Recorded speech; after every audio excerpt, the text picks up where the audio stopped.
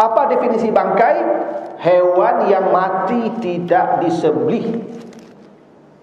Kenapa wajib disembelih? Karena darah yang ada pada badan itu harus dikeluarkan semua. Karena itu najis, itu sarang kuman, sarang penyakit.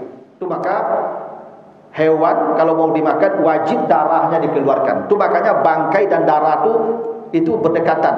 Al-maitatu wad-damu. Bangkai dan darah. Wan-natiha, hewan yang mati tertanduk.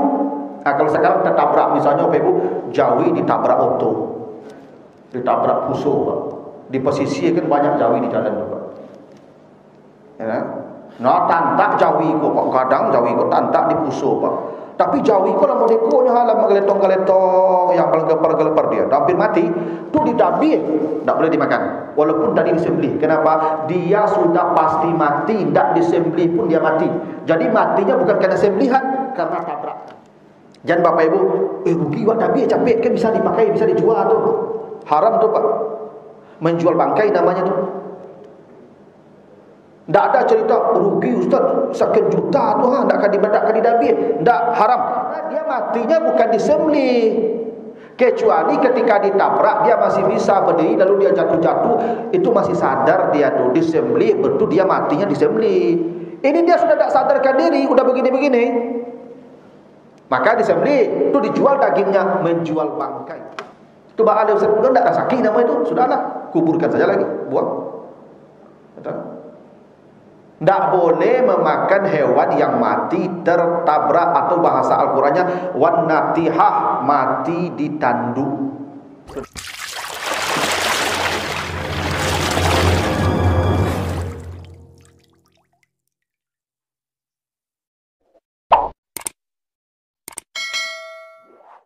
Bapak Ibu yang saya muliakan, kita lanjutkan kembali bahasan kita dalam bab Al-At'imah, hadis-hadis yang menjelaskan perkara makanan. Di pertemuan yang lalu kita sampai hadis dari Ibnu Abbas, hadis riwayat Ahmad dan Abu Daud, di mana Nabi melarang membunuh dan memakan 4 hewan: semut, lebah, burung hudhud, dan burung gereja. Nah, alasannya disebutkan, tapi dilarang dibunuh dan dilarang dimakan. Sekarang kita lanjutkan hadis berikutnya, hadis dari Ibnu Umar, ya, hadis riwayat Ahmad dan Abu Dawud. Su'ila Rasulullah sallallahu alaihi wasallam anil kunfuz, faqala innaha khabisatun minal khaba'is. Rasulullah ditanya tentang landak. Landak itu hewan yang berduri, tubuhnya yang seperti jarum, ya, landak. Nabi ditanya tentang landak. Kata Nabi, landak itu haram dimakan karena dia hewan yang kotor dan menjijikkan. Jadi Nabi ditanya tentang landak, kata Nabi landak itu dilarang dimakan. Kenapa? Karena dia khabisah namanya, atau khabais, hewan kotor yang menjijikkan. Karena landak itu dia suka, ya, di tempat-tempat yang kotor, di selokan, di lumpur-lumpur yang penuh kotoran, dia suka di situ. Dari situ ada ketentuan umum. Apa kaidahnya? Semua hewan yang kotor dan menjijikkan itu haram dimakan. Tikus tidak ada dalam Al-Quran, tidak ada dalam hadis. Hukum memakan tikus tidak ada. Cuman tikus itu kategori kotor dan menjijikkan. Karena tikus itu suka di tempat-tempat yang kotor, di selokan, ya kan, di sampah-sampah. Maka tikus haram dimakan. Kenapa? Masuk kategori hukum ini. Dia itu khabais, hewan kotor dan menjijikkan. Kapindiang itu jangan dimakan, Bapak Ibu. Ya. Bapak tidak boleh makan kapindiang, karena kapindiang itu kotor dan menjijikkan. Kapindiang itu banyak di tampek-tampek yang bau, enak. Makanya dulu kapindiang ketika umur ketik-ketik itu banyak disalur-salur kasur, disalip-salip kasur dan lambu, dan anak-anak pipis di kasur tu. Zaman dulu orang kan tak pakai pempes anak-anak kalau Pak. Jadi lalu balik jo plastik dah itu. Nah anakku banyak minum banyak pipis biko tu mah. Amal limpah-limpah pipis ko induknya lalu bakaru sampai pagi biko tu mah. Alam limpah-limpah lah apa pipis ko ka kasur sehingga kasur ka lambu itu ketujuh jo kapindiang seluruh. Tu makuk kasur orang zaman sisuk banyak kapindiang lambuk anak-anak pipis lah di kasur tu. Maka bapak ibu kok sobok kapindiang banyak jangan digulai. Gitu. Karena kapindiang itu ya hewan yang jorok, yang menjijikkan. Termasuk kutu. Ya, zaman dulu orang kan suku mencari kutu. Nah, ibu-ibu zaman sisuk kan banyak kutu itu. Ibu zaman dulu kan tak bersampo mandi lah. Ya kan kapalo berdaki-daki cuma ya kerajo ke sawah ke ladang ya kan menjujung apa tu barang-barang dari sawah beko kapalo tu kumuh tu mandi dak bersampo tu makuk ibu-ibu zaman sesuk banyak-banyak kutunya rambutnya panu jo kapal jo talu kutu dak. Jadi dulu rambut ibu-ibu tu nampak talu kutu tu ya kan di panjang rambut itu. Jadi ibu makan kutu tu ya kan. Habis subuh sobok zaman dulu kan cari-cari kutu. Itu dimakan kan kalau baru kan gitu Pak. Baru kan masuk kamu duit kan. Kalau baru enggak apa-apa. Kalau kita jangan. Karena kutu itu menjijikkan. Ada orang menjadikan kutu sebagai obat Pak. Ya, di kampung kamu dulu kalau penyakit atau penyakit kunyang atau penyakit kunyang itu dimakan kutu Pak. Apa tak boleh makan kutu? Kutu tu tak baik, dia khabais namanya. Kecuali rekomendasi dokter, kata dokter, ia memang ubi apa kutu lah, cubalah makan kutu tu kecik dokter. Aku nyala kutu tu, tapi cara makan kutu di kampung pun nampak dah boleh pisang. Jadi pelataan di pisang tu kutu tu baru makan. Kalau masuk ke muncul langsung kutu tu paknya jalan-jalan di lidah, beko apa payah ke melo yang dalam beko. Nah tapi kalau ada ubek lain aja kutu dimakan karena kutu tu khabais. Ya. Termasuk yang khabais itu lipih, kecoak. Dia kok banyak kecoak di rumah ibu, jadi goreng loh. Itu khabais. Karena kecoak tu suka di kloset. Mana tu ditampik-tampik kotor, di timbunan-timbunan sampah. Nah, intinya semua hewan yang kotor dan menjijikkan. Cacing menjijikkan, jangan dimakan.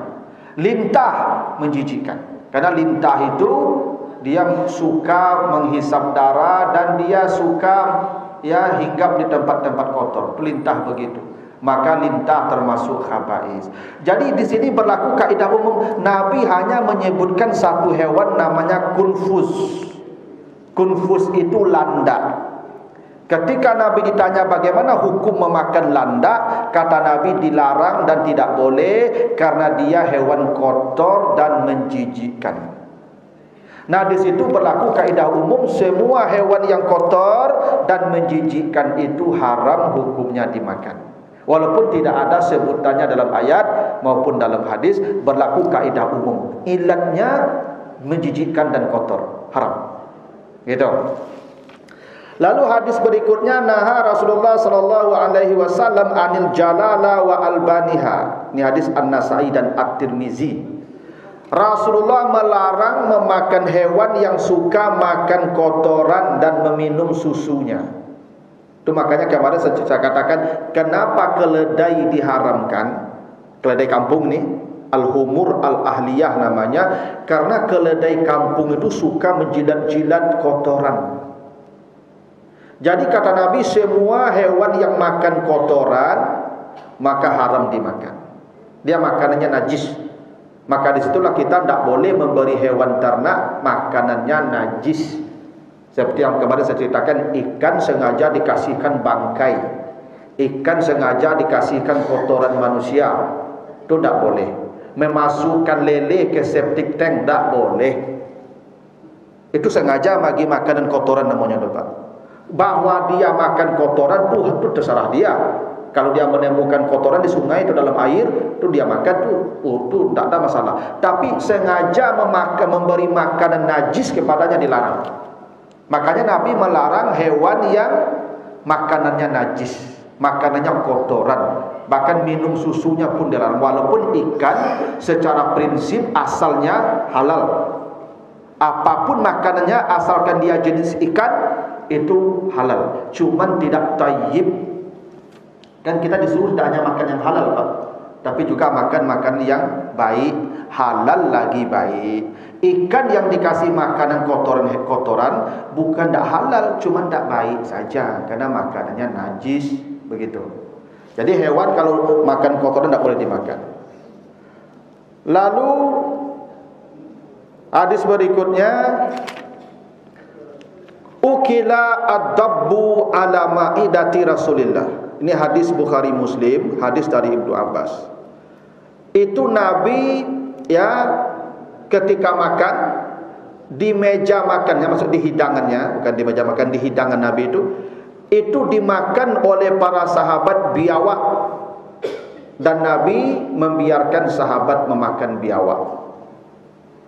Jadi dulu di satu tempat itu ada hidangan, Nabi duduk di hidangan itu dan sahabat menghidangkan ad-dubbu namanya, ad-dubbu. Dubu itu biawak. Maka sahabat makan daging biawak tadi, tapi Nabi tidak makan, tapi Nabi diam saja lihat sahabat makan biawak itu, tidak dilarang. Maka makan biawak itu halal. Cuman biawaknya ini beda dengan biawak kita, Pak. Ad-dubbu itu biawak padang pasir. Nah, mungkin ini yang disebut kadrun kok, Pak. Yang kadal gurun itu mungkin ini dubbu. Dubbu ini kata orang dia tidak makan daging. Dubbu ini makan rumputan. Karena dia tidak makan daging, maka dia tidak puas. Karena kaidah umum berlaku, semua hewan yang punya taring zinabin wasibain, semua hewan yang punya taring dan buas memakannya haram, kata Nabi. Dubbu bukan kategori binatang buas karena dia tidak makan daging. Beda dengan biawak kita. Kalau biawak kita makan daging, makanya biawak kita ini ganas sebetulnya, Pak, buas. Maka biawak kita tidak boleh dimakan karena masuk kategori hukum hadis pertama dulu. Dia bertaring dan ganas. Biawak padang pasir ini beda. Memang ada taringnya, cuman dia tidak buas, dia makan rumput. Seperti kelinci. Kelinci itu giginya tajam-tajam tuh. Cuman dia tidak buas, makan sayur. Maka boleh dimakan. Kucing kan tidak buas, Ustaz, iya, tapi giginya taring dan dia makan daging. Karena kucing itu nanti dia makan mangsa itu, tidak disembelihnya mangsanya, Pak, dimakan dengan darah-darah itu tuh. Nah, maka dubbu itu halal. Cuman dubbu ini biawak padang pasir, tidak sama dengan biawak kita. Karena itu jangan makan biawak yang ada di kita. Cuman kalau Bapak Ibu nanti ke padang pasir, ke Saudi Arabia, ketemu biawak di padang pasir itu, makanlah. Boleh. Karena biawak di sana beda dengan karakter biawak di kita ini. Tuh. Lalu hadis berikutnya, ini hadis dari Abdurrahman bin Utsman, hadis riwayat Abu Dawud dan An-Nasai. Anna tabiban sa'ala Rasulullah anid difta yaj'aluha fi dawain fanaha an qatliha. Seorang tabib di masa Nabi, ini ada tabib di masa Nabi bertanya, ya Rasulullah, saya ingin menjadikan kodok sebagai ramuan obat. Nah, ini ada tabib, Pak. Kata tabib ini dokter ini. Kalau kita sekarang dokter, dia hendak menjadikan kodok sebagai obat. Kocek. Maka Nabi melarang jangan dijadikan kodok sebagai obat, karena kodok itu tidak boleh dimakan, dikonsumsi. Clear, Pak ya? Jadi koncek tidak boleh dimakan. Baik koncek sawah maupun koncek darat, semua kodok tidak boleh dimakan. Sudah selesai hadis kata Nabi, fanaha angkat liha, sudah selesai, jangan dimakan, jangan jadikan obat. Kodok tak boleh. Ya, kalau di Jawa banyak tu pak kodok ko, ya kan, nyokariang kan kodok ko pak, tu nyatu-atu mode daging sate pak. Makan kodok tak boleh. Kenapa kodok tak boleh? Karena kodok itu hewan amfibi. Kodok itu hewan yang hidup di dua alam. Yang boleh dimakan tu hewan yang hidup di dalam air atau di daratan. Yang hidup di antara dua alam tidak boleh dimakan. Itu prinsipnya. Ya. Karena kodok itu memang bisa hidup di darat, dia bisa hidup di air. Ya. Maka di situ ada kaidah umum. Apa kaidah umum? Semua hewan yang hidup di dua alam, maka dia tidak boleh dimakan. Kodok salah satu sampel saja. Ilatnya hidupnya di dua alam. Maka buaya itu haram. Pertama karena ganas, dua karena dia menjijikkan karena makan bangkai kotor, makanya tuh biawak tuh apa buaya tuh makannya bangkai tuh bebu.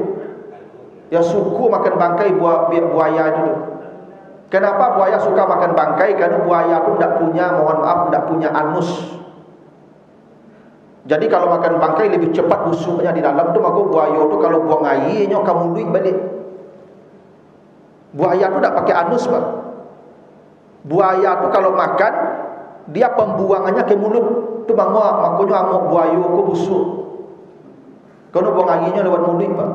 Tu maka kalau ada orang amuknya berbaut kan, bau amuk buaya amuk amalnya tak pak. Kenapa amuk buaya ku kancang baunya pak. Tu maka buaya kalau lah tua pak, lagai buaya ko dak taluk mencari makan ya pak, gigi lah habis, dak taluk memangsa le pak, tunya mengamuk le tu pak, bau namuk tu kancang pak, pakko langau tibu sembe langau masuk ke muncung tu pak, lah tibu dalam muncung tu langau tu putih muncungnya le, maka langau tu hebatnya buaya tu pak. Kalau dak taluk berburu le pak, dia tinggal mengamuk le pak, beko masuk langau banyak-banyak tu pak, pakko makan langau tu, karena amuknya berbaun tu, ya. Jadi buaya itu tidak boleh dimakan. Satu, karena buas. Dua, karena menjijikkan, kotor, makan bangkai. Dan yang ketiga, karena memang amfibi, dia hidup di dua alam. Semua hewan yang hidup di dua alam tidak boleh dimakan. Kodok salah satunya. Tapi kalau labi itu bebu, penyu, ya, itu boleh dimakan. Karena penyu atau labi atau kura-kura itu hewan air. Tapi dia kan bisa hidup di darat Ustaz. Iya, dia hidup di darat karena ada air di cangkangnya. Karena itu makhluk bercangkang. Dia bisa hidup di darat selama air masih ada di cangkang. Bila air di cangkang habis, dia mati. Nah, itu tandanya dia tuh bukan hewan darat. Dia tuh hewan air. Karena dia datang ke daratan itu membawa air di cangkangnya. Itu maka kura-kura, ya, penyu, itu boleh dimakan. Dan masuk apa? Kepiting. Kalau kepiting boleh dimakan. Kenapa? Kepiting itu hewan air. Oh, dia kan bisa hidup di darat Ustaz? Iya, karena bawa cangkang. Cangkang itu menyimpan air. Selama ada persediaan air di cangkang, hidup dia di darat. Kalau habis, mati dia tu. Makanya Bapak Ibu, kepiting itu boleh dimakan, ya, karena dia bukan hewan amfibi. Tapi prinsipnya semua hewan amfibi yang hidup di dua alam itu haram dimakan. Nah, lain daripada itu, dari hadis tadi, itu dalam Al-Quran dijelaskan di Al-Ma'idah, tadi ayat dibacakan imam kita, ayat 3 dan seterusnya. Kata Allah apa? Hurrimat alaikumul maitatu waddam. Diharamkan atas kamu bangkai dan darah. Jadi bangkai dan darah itu diharamkan. Dalam hadis lain disebutkan, hadis Ibnu Majah, uhillat lakum maitatan wa daman.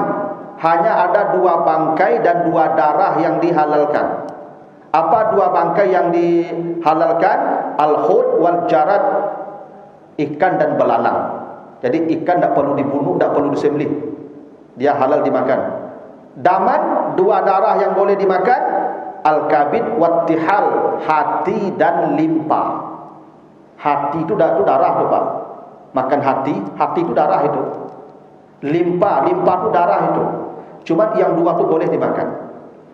Karena Bapak begini, kenapa darah diharamkan? Karena darah itu sarang kuman, sarang penyakit.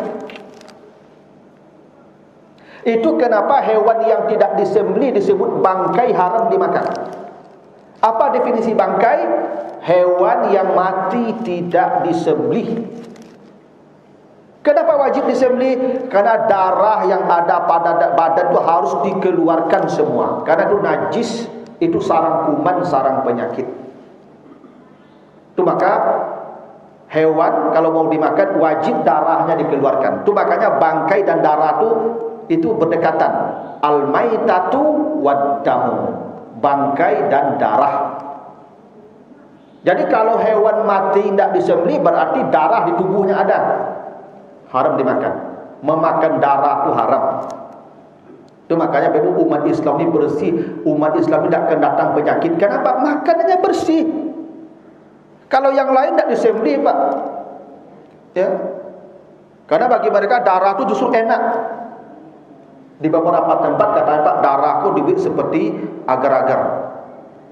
Dikeringkan lalu dibikin makanan itu khusus darah. Darah itu sumber penyakit itu, makanya Bapak Ibu kalau cek penyakit apa yang diambil? Darah. Itu makanya kata Nabi, as-syaitan yajri majrad dam. Setan itu berlalu bersama darah kita. Setan itu bukan hanya setan yang diciptakan dari api. Kuman, bakteri, virus itu namanya setan juga. Karena prinsip setan itu makhluk yang tak terlihat. Di antara makhluk yang tak terlihat itu ya itulah virus, itulah kuman, itulah bakteri. Dan itu mengalir di darah kata Nabi. Maka darah haram dimakan. Sumber penyakit, tidak boleh kita makan sesuatu yang itu sumber penyakit. Itu penyakit, tidak boleh makan darah. Itu alasannya kenapa hewan wajib disembelih. Buang darahnya dulu. Kalau hewan tidak disembelih, darahnya dimakan, maka itu haram karena mendatangkan mudarat pada diri kita, mendatangkan penyakit pada diri kita. Ya. Itu kenapa diharamkan memakan bangkai dan darah. Karena sepaket tuh, hewan yang tidak dikeluarkan darahnya dia bangkai. Dan darah itu haram karena dia sumber penyakit, dia najis, maka dia najis itu, Pak. Ya. Lalu walahmul khinzir, selesai. Kalau daging babi tidak ada debat lagi. Mulai bulunya, tulangnya, giginya, semuanya tidak boleh dimakan. Makanya kalau ada Bapak Ibu beli gundar gigi kan, gundar gigi kan, ada yang dari bulu babi itu, Pak, bagus gundar giginya kata orang. Tidak boleh. Semua yang terkait dengan babi hukumnya final, haram, tidak ada lagi cerita. Mau diolah secanggih apapun tetap haram. Lalu wa ma uhilla li ghairillah, hewan yang disembelih menyebut nama selain Allah. Demi Yesus, Nabi, haram. Tapi kalau ada orang tidak menyebut apa-apa, tidak disebutnya apa-apa, diam saja dia, disembelih, boleh dimakan. Karena membaca bismillah itu diperbedakan Bapak Ibu ya. Sebagian mengatakan baca bismillah menyembelih hewan itu tidak syarat kehalalan. Selama dia muslim, dia menyembelih halal walaupun tidak baca bismillah. Karena yang dilarang Allah memakan hewan yang disembelih menyebut nama selain Allah. Coba baca ayatnya baik-baik. Allah mengharamkan memakan hewan yang disembelih yang menyebut nama selain Allah. Jadi kalau tidak menyebut apa-apa boleh. Nyambi ayam nyudapi, nyambi ayam nyudapi, nyambi ayam nyudapi tanpa bismillah, makanlah selama dia muslim. Ya. Kalau tidak Islam dia tidak boleh. Memakan sembelihan non muslim itu haram. Memakan masakan mereka haram. Menggunakan piring mereka pun haram. Ya. Ya, ini muslim dia sembelih tanpa bismillah boleh. Karena membaca bismillah bukan syarat itu halal. Tapi kalau dia membaca sesuatu yang bukan nama Allah baru haram. demi Yesus, demi Tuhan Bapa, haram. Ya, itu kata Allah begitu. Lalu apa lagi? Kata Allah, wal munkhaniqah, hewan yang mati tercekik. Jadi kalau ada misalnya ayam takapi di pintu, tu dimakan bangkai tu, hewan tercekik tak boleh. Wal mauquzah, hewan yang mati terpukul. Jadi kalau ibu menokok, ya, menokok sesuatu, kiranya kani ayam, kepala ayam tu putar tu mati, aja dimakan tu. Hewan yang dipukul haram karena dia tidak mengeluarkan darah. Hewan yang wal mutaraddiah, yang jatuh, ya, misalnya ibu kambing jatuh dari tabiang tiba di bawah, lah sakaratnya, jangan disembelih. Karena kalau sudah sakarat tak boleh disembelih, karena dia sudah pasti mati. Kecuali dia masih sadar, kepalanya masih tagaknya masih nama celik-celik, sok kita cuma lah patah, lah payah, disembelih boleh karena dia masih sadar. Tapi kalau dia sudah begini sakarat, disembelih tak boleh. Wan natiha, hewan yang mati tertanduk. Kalau sekarang tertabrak, misalnya ibu jawi ditabrak oto, ditabrak pusuh, di posisi kan banyak jawi di jalan tu, ya. Nah, tantak jawi ko pak, kadang jawi ko tantak di pusuh pak. Tapi jawi ko lama dekonya halam menggeletong-geletong yang gelepar-gelepar dia, hampir mati, tu ditabih, tak boleh dimakan. Walaupun tadi disembelih. Kenapa? Dia sudah pasti mati, tak disembelih pun dia mati. Jadi matinya bukan karena sembelihan, karena tabrakan. Jangan bapak ibu, rugi buat tabih capek kan bisa dipakai, bisa dijual tu. Haram tu pak. Menjual bangkai namanya tu. Tak ada cerita rugi ustaz sekian juta tu, tak akan didabih. Tak, haram. Karena dia matinya bukan disembelih. Kecuali ketika ditabrak dia masih bisa berdiri, lalu dia jatuh-jatuh, itu masih sadar dia tu disembelih, betul dia matinya disembelih. Ini dia sudah tak sadarkan diri, udah begini-begini, maka disembelih, itu dijual dagingnya, menjual bangkai haram.